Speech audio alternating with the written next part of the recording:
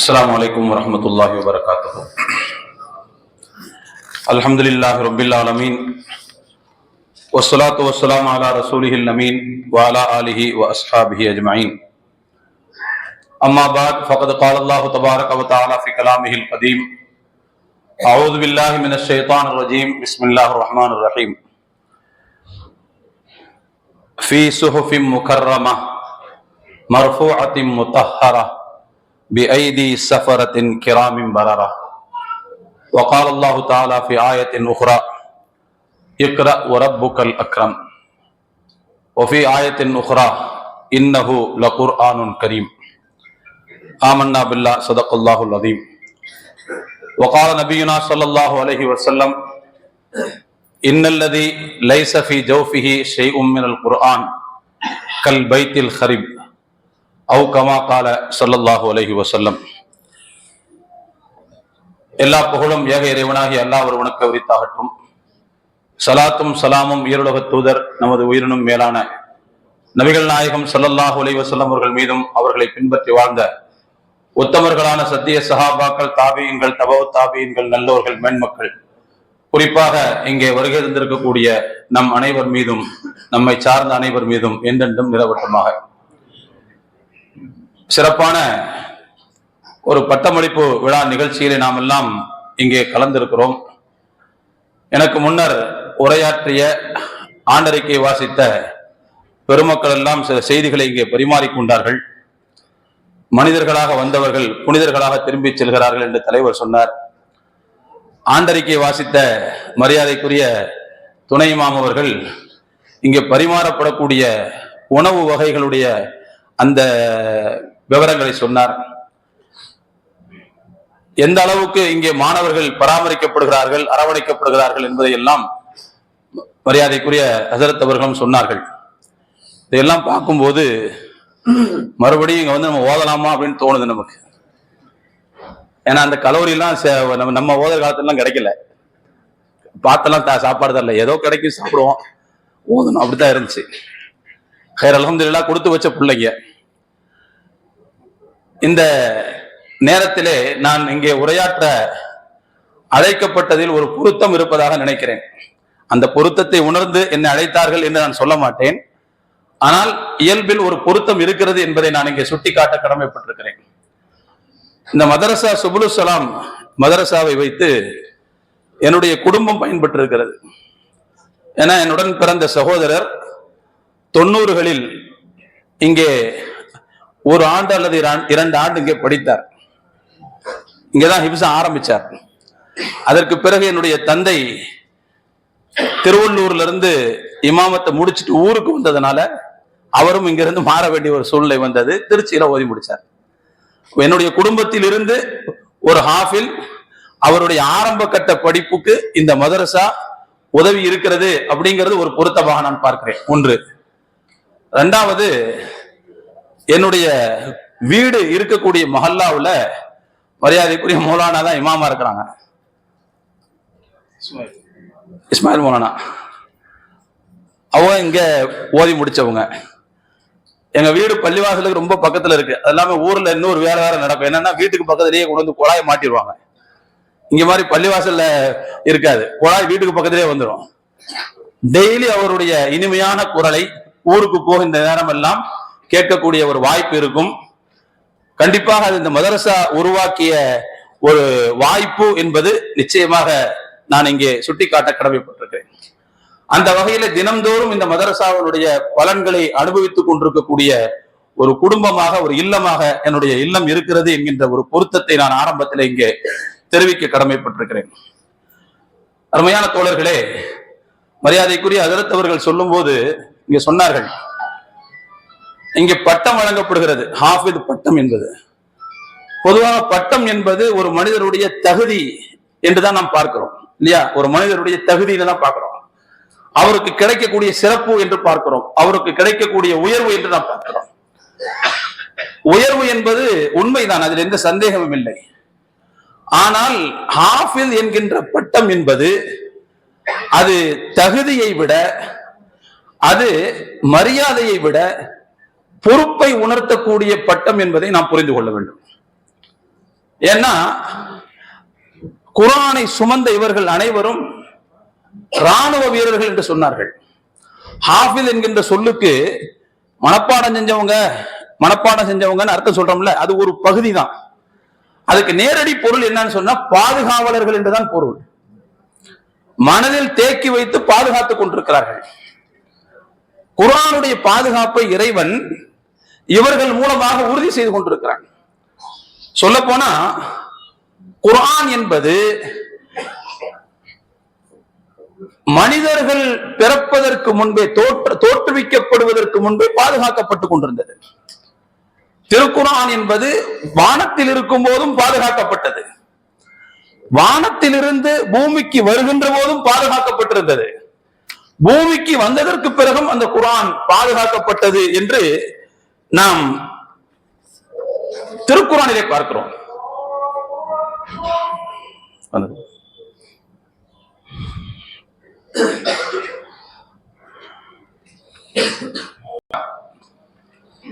அல்லாஹ் குர்ஆன்ல சொல்லுவான், இன்னஹு லகுர்ஆனுன் கரீம் ஃபீ கிதாபிம் மக்னூன் லா யமஸ்ஸுஹு இல்லல் முத்தஹ்ஹரூன். சங்கைக்குரிய வேதம் அது பாதுகாக்கப்பட்ட ஏட்டில் இருந்தது என்று அல்லாஹ் சொல்றான். மக்னூன் பொத்தி பாதுகாக்கப்பட்ட, லா யமஸ்ஸுஹு இல்லல் முத்தஹ்ஹரூன் அதை தூய்மையான மாணவர்கள் தவிர வேறு யாரும் தொட முடியாது, கெட்ட ஆவிகள் சைத்தான்கள் நெருங்க முடியாது, பாதுகாத்து வைத்தான் என்று அல்லாஹ் சொல்றான். இதே கருத்தை இன்னொரு இடத்தில் அல்லாஹ் சொல்வான், பல் ஹுவ குர்ஆனுன் மஜீத் ஃபீ லவ்ஹின் மஹ்ஃபூஸ் என்று சொல்கிறான். பாதுகாக்கப்பட்ட அந்த பலகையில், அந்த ஏட்டில் குர்ஆன் என்பது பதிக்கப்பட்டிருந்தது. அதை நல்ல உயிர்களான வானவர்கள் தான் நெருங்குவார்கள், அவர்கள் தான் அதன் பக்கம் நெருங்குவார்கள், தீய ஆன்மாக்கள் நெருங்க மாட்டார்கள் என்று அல்லாஹ் சொல்றான். அங்கேயும் பாதுகாக்கப்பட்டிருந்தது. சரி, அங்கிருந்து பூமிக்கு வருகிற வழியில் அப்போதும் அல்லாஹ் பாதுகாத்தான். ஒமா தனஸ்ஸலத் பிஹி ஷயாத்தீன், அல்லாஹ் குறிப்பிடுகிறார், இந்த குர்ஆனை ஷைத்தான்கள் இறக்கி கொண்டு வரவில்லை. ஒமா யம்பகீ லஹும், அவர்களுக்கு அது தகுதியும் இல்லை. ஒமா யஸ்ததீஊன், அவர்களால் அது முடியவும் முடியாது. அல்லாஹ் உறுதிப்படுத்தினான். மேலிருந்து கீழே வரும்போது வானவர்களுடைய பாதுகாப்போடு வந்தது. நமக்கு புரியுற பாஷையில சொல்றதா இருந்தா, இந்த பேங்க் கரன்சிகளை கொண்டு போவாங்க பாருங்க, துப்பாக்கி ஏந்திய போலீஸ் பாதுகாப்போட, அந்த மாதிரி அல்லாஹ் பாதுகாப்பு வானவர்களோட தான் அல்லாஹ் மேல இருந்து கீழே இறக்கலாம்.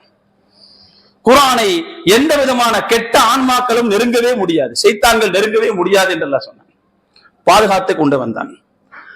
சரி, பூமியில வந்தும் அல்லாஹ் அதை பாதுகாக்கின்ற பொறுப்பை தான் ஏற்றுக்கொண்டான். ரசூலுல்லாஹ்வுக்கு வஹி வரும், வஹி வந்தா ரொம்ப கஷ்டமா இருக்கும் அவங்களுக்கு, அப்படியே வேத்து வடியும், ரொம்ப சிரமமா இருக்கும். அதனால சீக்கிரமாக வஹி முடியட்டும் என்பதற்காக ரசூலுல்லாஹ் என்ன செய்வாங்கன்னா, அந்த வார்த்தைகள் வரும்போதே இவங்களும் சேர்ந்து ஓத ஆரம்பிச்சுவாங்க. அல்லாஹ் சொன்னா, நாங்க சொல்லி முடிக்கிற வரைக்கும் நீங்க ஓதாதீங்க. லா துஹர்ரிக் பிஹி லிசானக லிதஅஜல பி, அவசர அவசரமாக மனதில் நிறுத்த வேண்டும் என்பதற்காக நீங்கள் கூட சேர்ந்து ஓதாதீர்கள். இன்ன அலைனா ஜம்அஹு வ குர்ஆனஹு, அதை உங்களுடைய உள்ளத்தில் ஒன்று திரட்டி கொடுப்பதும் உங்களை ஓத வைப்பதும் என்னுடைய பொறுப்பு என்று அல்லாஹ் சொல்றார். ரசூலுல்லாஹ் அது மாதிரி ஓதுனாங்க. ஓதுனாங்க மட்டுமல்ல, ஓதியதை செயல்படுத்தி காட்டினார்கள், இந்த சமூகத்திற்கு கொண்டு போய் சேர்த்தார்கள். அதனாலதான் இறுதி உரையில அலாஹல் பல்லகுத்து, நான் உங்களுக்கு எடுத்துரைத்து விட்டேனா என்று கேட்டபோது சஹாபாக்கள் என்ன சொன்னாங்க? ஆம், நீங்கள் எடுத்துரைத்து விட்டீர்கள். அல்லாஹும்ம யஷ்ஹத், இறைவா இதற்கு நீயே சாட்சி என்று சொன்னாங்க. அப்ப அதை பெற்று நம்மிடத்தில் ஒப்படைத்து விட்டார்கள். இப்பொழுது அதை பாதுகாக்கின்ற பொறுப்பில் நாம் இருந்து அந்த பாதுகாக்கக்கூடிய பொறுப்பை உணர்த்துவதுதான் ஹாஃபில் என்கின்ற அடைமொழி. அப்படின்னா அதை நேரடியாக நீங்கள் செய்கிறீர்கள், பட்டம் பெற்றிருக்கக்கூடிய இவர்கள் செய்கிறார்கள், அவர்களுக்கு நாமெல்லாம் துணையாக இருக்கிறோம், நிர்வாகமெல்லாம் துணையா இருக்குதுன்னு அர்த்தம். குர்ஆனை பாதுகாப்பது என்பது ஒரு தனி மனிதனுடைய வேலை அல்ல, ஒரு சமூகம் சேர்ந்து பார்க்க வேண்டிய வேலை, ஒரு சமூகம் சேர்ந்து பார்க்க வேண்டிய வேலை. எனவே அருமையான தோழர்களே, இதை நாம் ஒரு பட்டமாக, கண்ணியமாக, கௌரவமாக பார்ப்பதை விட இதை ஒரு பொறுப்பாக பார்க்க வேண்டும். அந்த பொறுப்பில் சமூகம் அனைவருக்கும் சம பங்கு இருக்கிறது என்பதையும் சேர்த்து நாம் புரிந்து கொள்ள வேண்டும். நான் ஒரே ஒரு செய்தியை மட்டும் சொல்லி முடிச்சுக்கிறேன். குர்ஆனை அல்லாஹ் கரீம் என்று சொல்கிறான். இன்னஹு லகுர்ஆனுன் கரீம், சங்கைக்குரியது என்று அல்லாஹ் சொல்கிறான். அதை இறக்கி கொடுத்த இறைவனை பற்றி அல்லாஹ் சொல்லும் போது குர்ஆன்ல வரப்புக்கள் அக்ரம் என்று சொல்கிறான், அவனும் மிகுந்த மாண்புக்குரியவன். அதே போல அந்த குர்ஆனை கொண்டு வந்து தந்த வானவர்களை பற்றி சொல்லும் போது கிராமிம் பரரா என்று அல்லாஹ் சொல்கிறான், சங்கைக்குரிய நல்லவர்கள் என்று அல்லாஹ் சொல்கிறான். அந்த குர்ஆன் எழுதப்பட்டிருந்த ஏட்டை பற்றி அல்லாஹ் சொல்லும் போது சுஹுஃபின் முகர்ரமா என்று அல்லாஹ் சொல்கிறான், அதுவும் சங்கைக்குரிய ஏடுகள் என்று அல்லாஹ் சொல்கிறான். குர்ஆனோடு எதெல்லாம் தொடர்புடையதாக இருக்கிறதோ அதையெல்லாம் மாண்புக்குரியது, சங்கைக்குரியது என்றே திருக்குர்ஆன் திரும்ப திரும்ப சுட்டி காட்டுகிறது. அல்லாஹ்வாக இருந்தால் அக்ரம், குர்ஆன் என்பது கரீம், குர்ஆனை கொண்டு வந்த வானவர்கள் கிராம், குர்ஆன் பதிக்கப்பட்டிருந்த ஏடுகள் முகர்ரமா. அப்படின்னா குர்ஆனோடு யார் தொடர்பில் இருக்கிறார்களோ அவர்கள் அனைவரும் சங்கை பெறுவார்கள், அவர்கள் அனைவரும் கண்ணியம் பெறுவார்கள், கௌரவம் பெறுவார்கள். அதனால அருமையான தோழர்களே, குர்ஆனை கொண்டு வந்து தந்ததனால் ஜிப்ரீல் வானவர்களின் தலைவரானார். அதை பெற்றதனால் இறை தூதர்களின் தலைவராக முஹம்மது ஸல்லல்லாஹு அலைஹி வஸல்லம் ஆனார்கள். அதை பெற்ற சமூகமாக நாம் ஹைர உம்மத்தின் உஹ்ரியத்தின் நாஸ், மனிதர்களுக்காக தோற்றுவிக்கப்பட்ட சமூகங்களில் மிகச் சிறந்த சமூகமாக நாம் ஆனோம். நான் எதுக்கு இந்த செய்தியை சொல்ல வரேன்னா, அந்த பெற்ற தகுதியை நாம் தொடர்ந்து தக்க வைத்துக் கொள்வதில் நம் அனைவருக்கும் பொறுப்பு இருக்கிறது என்பதை நான் இந்த இடத்தை சுட்டிக்காட்ட ஆசைப்படுகிறேன். அடுத்து ஒரே ஒரு செய்தியை மட்டும் சொல்லி நான் என்னுடைய உரையை நிறைவு செய்து கொள்வேன். அல்லாஹு தஆலா இந்த மாதிரி குர்ஆனை மனப்பாடம் பண்ணக்கூடிய வாய்ப்பை எல்லாருக்கும் கொடுக்கறது இல்லை.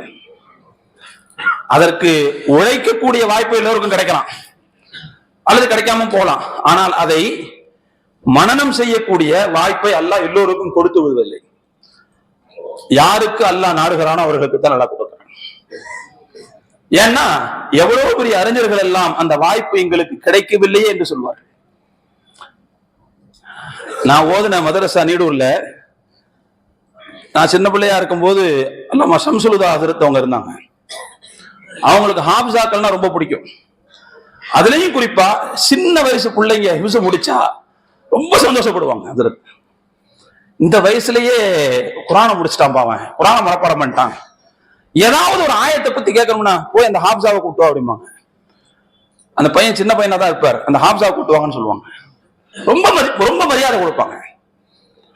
தோழர்களே, திருக்குர்ஆனை மனதுக்குள் பாதுகாக்கக்கூடிய தகுதியும் திறமையும் ஒரு பிள்ளை இடத்தில் வந்துவிட்டால் கண்டிப்பாக எந்த கலையிலும் தேர்ச்சி பெறக்கூடிய வாய்ப்பை அல்லாஹ் அவர்களுக்கு கொடுப்பான். ஏன்னா அல்லாஹ்வுடைய கலாமுக்கு அவருடைய மனம் இடமளித்து விட்டது. குர்ஆனில் இல்லாத ஞானம் வேறு என்ன இருக்கிறது?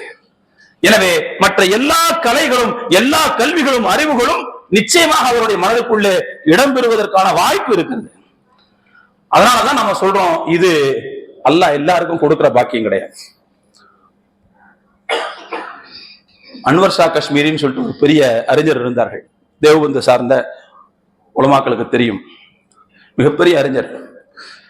அவங்களுடைய மனன ஆற்றல், நினைவாற்றல் இருக்குது பாருங்க, சாதாரணமான நினைவாற்றல் கிடையாது. அதெல்லாம் என்னன்னா அல்லாஹ்வா தேர்ந்தெடுத்து கொடுக்கிற ஒரு நினைவாற்றல். அவங்கள பத்தி ஒரு நூல் அல்லாமா முகமது யூசுஃபுல் பின்னூரி அவர்கள் எழுதின ஒரு நூல், நஃபஹத்துல் அம்பர் என்று அந்த நூலுடைய பெயர் ஆரம்பிக்கும். அதுல மௌலானா அன்வர் ஷா காஷ்மீரி அவங்கள பத்தி அந்த நூல்ல எழுதுறாங்க. அதுல அவங்க மௌலானா ஹுசைன் அகமது மதனி அவங்க சொன்னதாக ஒரு தகவலை பதிவு செய்கிறார்கள். என்ன சொல்றாங்கன்னா, அன்வர் ஷா காஷ்மீரி இருக்காங்கல்ல, அவங்க சொன்னதாக ஒரு தகவலை ஹுசைன் அகமது மதனி சொல்றாங்க. பொதுவா நாமெல்லாம் ஒரு நூல் படிக்கிறதா இருந்தா எப்படி படிப்போம்? நூல் ஒரு புஸ்தகத்தை வாசிக்கிறதா எப்படி வாசிப்போம்? வாசிச்சதுக்கு பிறகு நாம் வாசித்தது நம்முடைய மெமரியில எவ்வளவு நாள் நிற்கும், எவ்வளவு நேரம் நிற்கும்? எனக்கு தெரிஞ்சு கொஞ்ச நேரம் கழிச்சு மறந்து போயிடும். அப்படித்தான் பெரும்பாலும் நம்முடைய வாசிப்புல இருக்குது. ஆனா அவங்க சொல்றாங்க,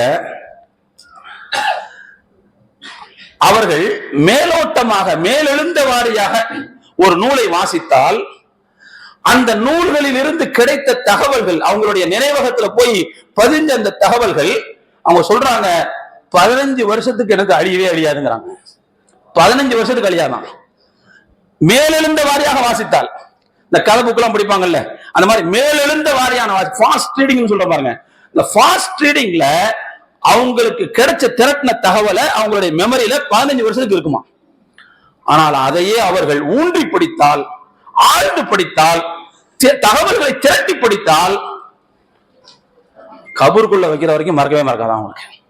ஏன்னா அவ்வளவு செய்திகளை கொட்டுவார்கள், அவ்வளவு செய்திகளை கொட்டுவார்கள்.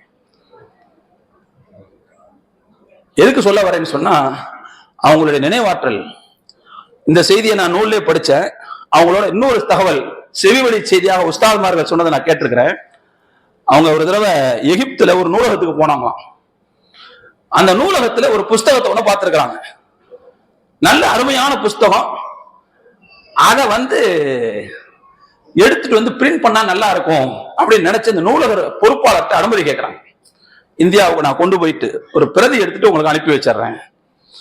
அவர் சொல்லிட்டாரு, இங்க இருந்து வெளியில எடுத்துட்டு போக முடியாது, இங்க வச்சு வாசிக்கலாம், வேணா உங்களுக்கு நான் எக்ஸ்ட்ரா கொஞ்ச நேரம் கிராண்ட் பண்றேன், பர்மிஷன் கொடுக்குறேன், அது வரைக்கும் திறந்து வச்சிருக்கிறேன், நீங்க உங்க உட்காந்து படிச்சுங்க அப்படின்னு சொன்னாங்க.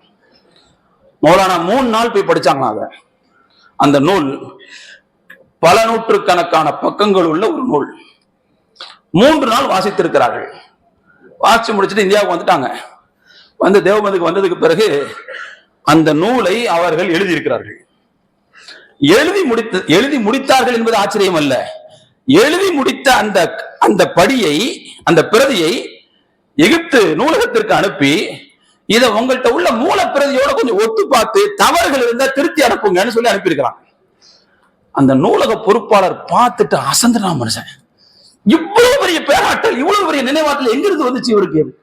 3 நாள் தான் உட்கார்ந்து வாசிச்சாரு இவரு. எங்கிருந்து இவருக்கு இவ்வளவு பெரிய நினைவாற்றல் வந்துச்சு அப்படின்னு யோசிச்சாராம். அருமையான தோழர்களே, அவ்வளவு பெரிய நினைவாற்றலுக்கு சொந்தக்காரன மௌலானா அன்வர் ஷா காஷ்மீரி ரஹ்மஹுல்லாஹ் அவர்கள் இதே மாதிரியான ஒரு ஹிப்ஸ் பட்டமளிப்பு விழாவோட எனக்கு குர்ஆன மன்னனம் செய்யக்கூடிய வாய்ப்பு இல்லையேன்னு வருந்தினாங்க. எனக்கு குர்ஆன மன்னனம் செய்யக்கூடிய வாய்ப்பு இல்லைன்னு வருந்தினாங்க. அதனாலதான் சொல்றேன், இது அல்லாஹ் நாடியவர்களுக்கு மட்டுமே அல்லாஹ் கொடுக்கிற தௌஃபீக், அல்லாஹ் நாடியவர்களுக்கு மட்டுமே கொடுக்கின்ற ஒரு மிகப்பெரிய பேரருள். இதை தயவு செய்து கௌரவமாகவும் கண்ணியமாகவும் நினைப்பதை விட பொறுப்பாகத்தான் ஹாஃபிதுகள் நினைக்க வேண்டும். அதனால என்ன செய்யணும்னு சொன்னா, கொஞ்சம் கூட மறந்துடக்கூடாது. நமக்கு உஸ்தாத்மார்கள் சொல்லி தந்திருப்பாங்க. என்ன சொல்லி தந்திருப்பாங்க?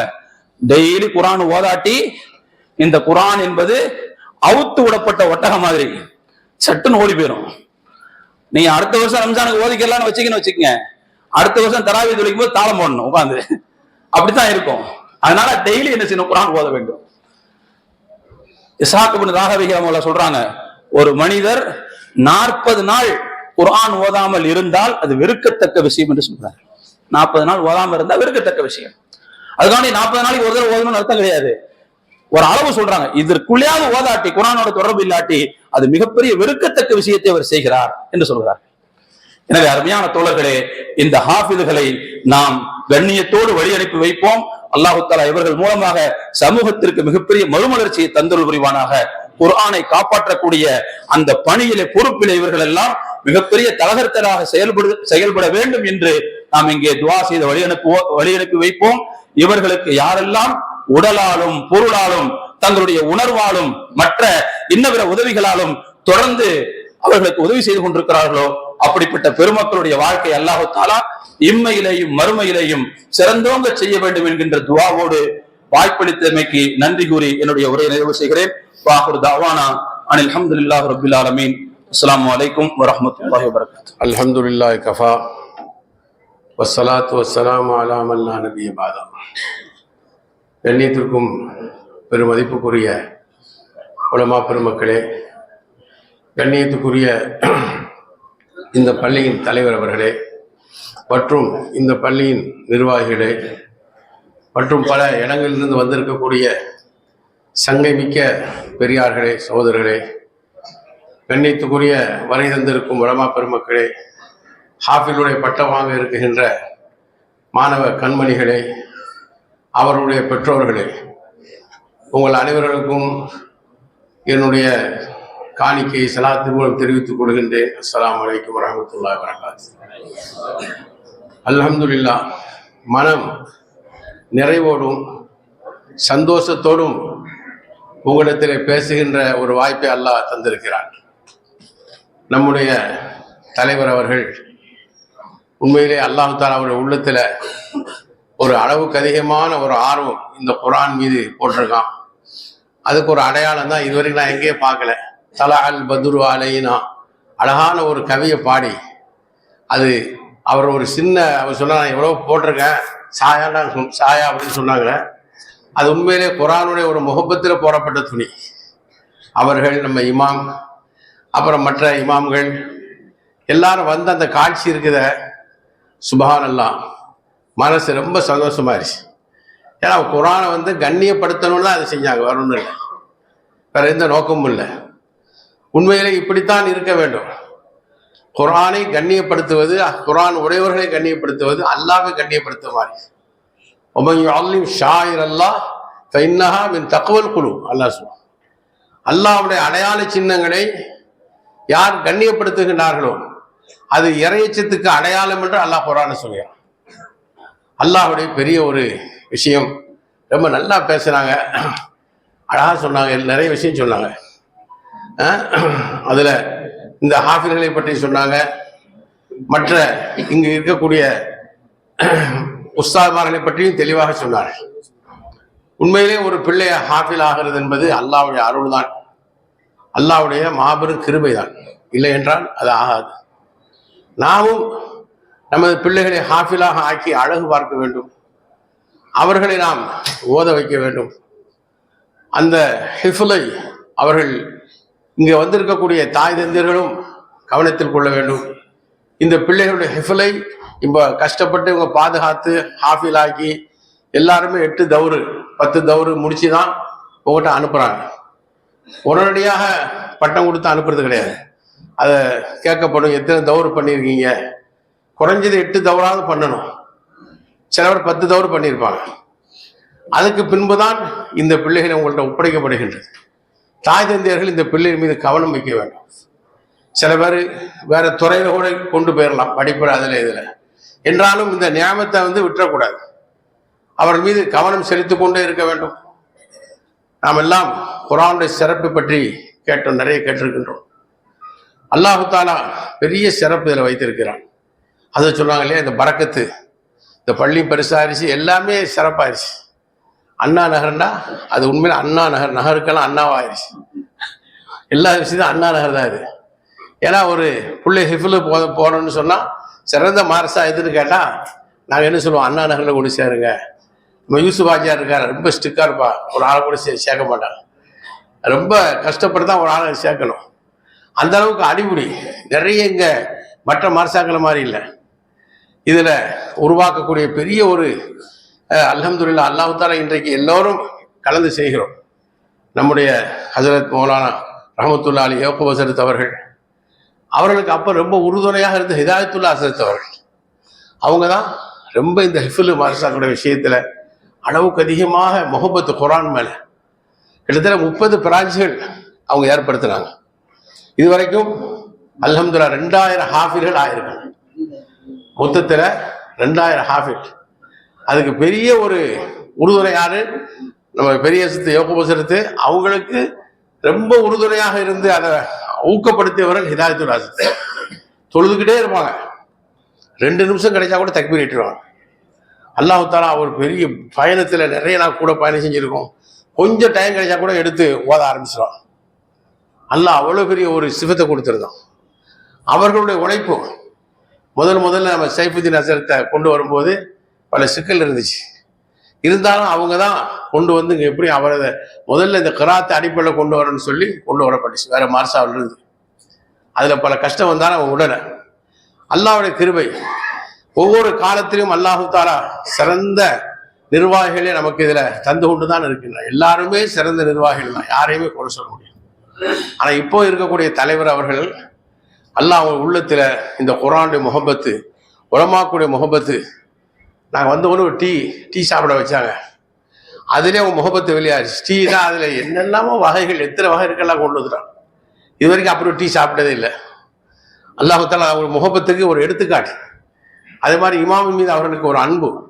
இப்போ அல்லாஹ் தஆலா இதே போன்ற நல்லடியார்கள் மூலமாகத்தான் இந்த தீனை பரப்புவான் சகோதரர்களே. உள்ளத்தில் எவ்வளவு ஆர்வம் இருக்குன்னு அல்லாஹ் பார்க்கறான், வேற எதையும் அல்லாஹ் பார்க்கல. அல்லாஹ் எதை பார்க்கறான்? அல்லாஹ் நினைச்சா ஒரு தூசி ஆகுன்னா ஆகிரும், அவனுக்கு ஒன்றும் பெருசு கிடையாது. எதையும் எப்படியும் ஆட்டுகின்ற சக்தி உள்ளவன். அல்லாஹ் குர்ஆன் நிறைய சம்பவத்தை சொல்லும். மரியம் அலைஹிஸ்ஸலாம் அவருடைய சம்பவத்துல அற்புதமான பொருள் சாப்பிட்றாங்க. ஜக்கரியா அலைஹிஸ்ஸலாம் மேலே கொண்டு போய் அவங்கள வச்சிருக்காங்க, யாருமே போக முடியாது, ஒரு ஏணி வச்சுதான் போகணும். அப்போ அதிசயப்படுறாங்க, யாருமே வரல, இவ்வளவு அருமையான உணவுகள் பழங்கள்லாம் எப்படி வந்துச்சு? அந்நாளைக்கு ஹாதா, இது கிடைக்கவே செய்யாதா? இந்த பழம் இந்த சீசனே இல்லையா? காலத்துகும் இந்தில்லா, இது எனக்கு அல்லான்றது வந்துச்சு. இன்னல்லாஹ் யர்ஸுகு மன் யஷாஉ பிகைரி ஹிசாப், அல்லாஹ் நாடுனா கணக்கு இல்லாம கொடுக்கும். அப்பதான் ஹுனாலிக தா ஜக்கரியா, அப்பதான் அவங்களுக்கு 120 வயசாச்சு, அவன் மனைவிக்கு 90 வயசாச்சு. இந்த மரியம் அலைஹிஸ்ஸலாத்தை வளர்த்தவும் அவங்க தான். ஆனா அவங்க சொன்ன இந்த பதில் உள்ளத்துல மாற்றத்தை இருக்கு. ஹுனாலிக்க அல்லாஹ், அங்கதான் துஆ செய்ய ஆரம்பிச்சாங்களாம். எப்படி? அல்லாஹ் எனக்கு ஒரு புள்ளைய கொடு. அப்படியா? அல்லாஹ் ஜக்கரியா உங்களுக்கு ஒரு புள்ளைய கொடுங்க அப்படி சொல்லுங்க. எனக்கு பிள்ளையா? அண்ணா கொள்ளி கூட எனக்கு எப்படி புள்ள வரும்? ஆனா அப்படித்தப்பா, அல்லாஹ் நாடுனா வந்துடும். ஒரு அடையாளம் சொன்னேன், அது நீங்க பள்ளியாசல வெளியே வருவீங்க, பேச முடியாது, திக்ரு மட்டும் தஸ்பீ மட்டும் வரும், வேற ஒண்ணுமே வராது. ஃபஹரஜ மின்ஹா, ஒரு நாள் வெளியே வர்றாங்க, ஃபாஷாரத்திரி வந்து ஒண்ணுமே பேச வரல. அல்லாஹ்வுடைய குதிரத்துல எல்லாமே லேஸ். அல்லாஹு தஆலா அவன் நாடியவர்களை கொண்டு வேலைகளை நான் வாங்குவான்னு சொல்றேன். அதுக்கு என்ன விஷயம் இருக்கணும்? நம்ம உள்ளத்துல ஆர்வம் இருக்கணும். முக்கியம் அதுதான், வேற ஒண்ணும் இல்லை. இந்த தொழுகைக்கு எப்படி அழைக்கிறது மக்களை? ஒரு மதினாவில் வந்தவொடனே பிரச்சனை வந்துச்சு. அப்போ ஒவ்வொருத்தரும் ஒரு ஆலோசனை சொன்னாங்க, மண் அடிக்கணும், நெருப்பு மூட்டணும் ஒன்று சொன்னாங்க. ஒரு சஹாபி ரொம்ப குனிஞ்சுக்கிட்டே இருந்தார், அவர் ஒண்ணுமே சொல்லலை. ஏன்? என்ன சொல்றது தெரியலையே, கவலை. என்ன சொல்றது தெரிய, கவலையா போய் படுக்காரு. அப்பதான் ஒரு மணக்க பார்க்காரு, அவர் ஒரு ஊதுகுதல் வச்சிருக்காரு. அப்ப கேட்காரு, எனக்கு தாப்பாத, ஏன் இதை ஊதி மக்களை தொழுகைக்கு நான் அழைக்கலாம்னு நினைக்கிறேன், அது தேவையில்லை, அதை விட ஒரு சிறந்ததை நான் சொல்லி தருகிறேன் என்று சொல்லி இந்த பாங்க சொல்லி கொடுக்காரு அந்த மலக்கு. இவர் இந்த கனவுலே அந்த பாங்க ஞாபகம் வச்சுட்டார். வந்து ரசூலுல்லாஹ் சொல்றார். ரசூலுல்லாஹ் சொன்னாங்க, பிலால்ட்ட சொல்லுங்க, அவர் சப்தம் உயர்த்தி சொல்லக்கூடியவர். அதை போய் சொன்ன உடனே பிலால் வாங்க சொன்ன உடனே உமர் ரலியல்லாஹு தஆலா ஓடி வர்றாங்க. இதே மாதிரி கனவு நானும் பார்த்தேன் சொல்றாங்க. இந்த கவலை, இப்போ அல்லாஹு தஆலா நம்முடைய மனசுல ஒரு ஆர்வத்தை, ஒரு ஊக்கத்தை, ஒரு கவலையை இந்த மார்க்கத்தின் மீது போட வேண்டும். குர்ஆனை பரப்ப வேண்டும், ஓத வேண்டும். அல்லாஹ் என்ன சொல்லிருக்கான்? என்னிடத்திலிருந்து வந்த ஒன்றை கொண்டு, என்னிடத்திலிருந்து வந்த ஒன்றை கொண்டு என்னிடம் நெருங்குவதை போல வேற எதை கொண்டும் நெருங்க முடியாது. அது என்னதுங்க? குர்ஆன். அது யார்கிட்ட வந்துச்சு? அல்லாஹ்ட்ட. இந்த உலகத்துல எல்லாமே படைக்கப்பட்ட பொருள் குர்ஆனை தவிர. குர்ஆன் அல்லாஹ்வுடைய தாத்தோடு சம்பந்தம் உள்ளது.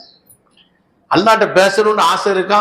ஹதீஸ் வருது, மன் அராத அன் யதகல்லம மஅ அல்லாஹ், அல்லாஹ்வோடு பேசணுமா ஃபல்யக்ரா, குர்ஆனை விரிச்சு பாருங்க. யா அய்யுஹல்லதீன ஆமனூ, ஓ ஈமான் கொண்டவர்களே, நீ இப்படி இருங்க, நான் உங்களோட இப்படி இருப்பேன், என்கிட்ட கேளுங்க, நான் பதில் சொல்றேன், உங்க பாவத்தை மன்னிக்கிறேன், தௌபாவை ஏத்துக்கிறேன், உங்களுக்கு உயர்ந்த அந்தஸ்து தர்றேன். யாரு சொல்றான்? அல்லாஹ் சொல்றான்.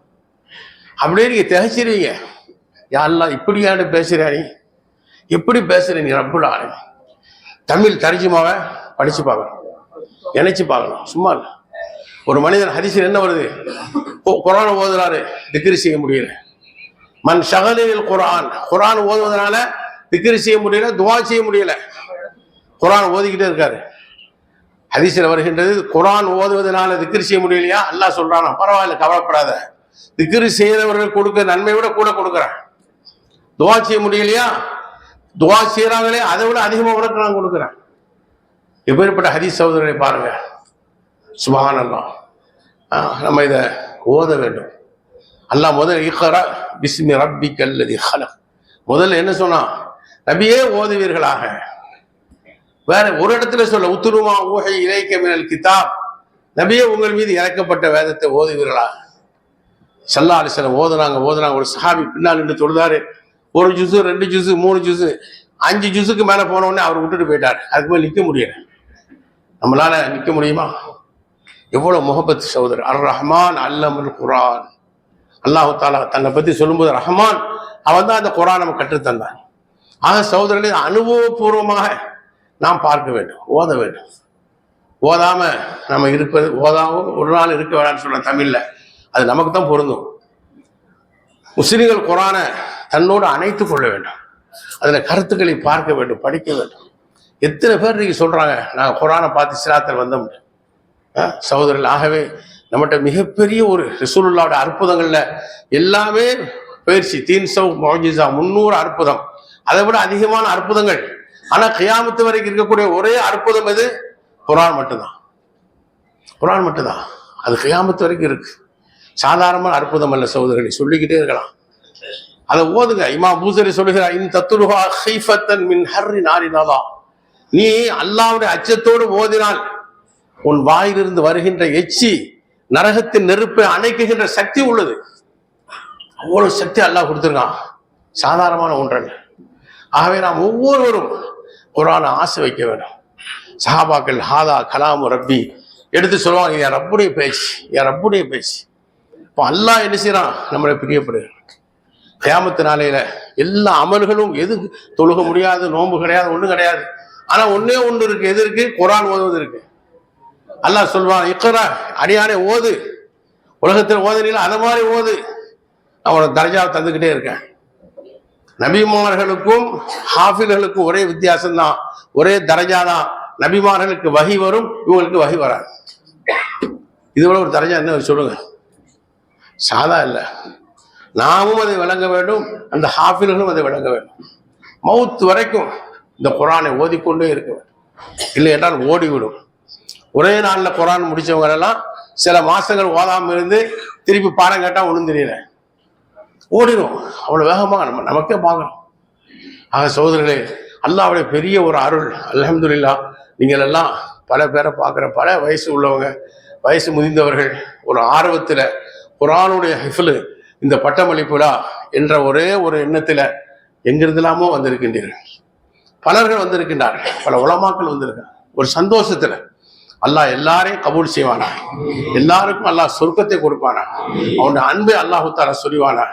அல்லாஹ் இதே போன்ற மேலும் இதற்காக உழைக்கக்கூடிய நசீபை நம் அனைவர்களுக்கும் தருவானாக. வாஹிர் தாவானா அல்ஹம்துலில்லாஹி ரப்பில் ஆலமீன்.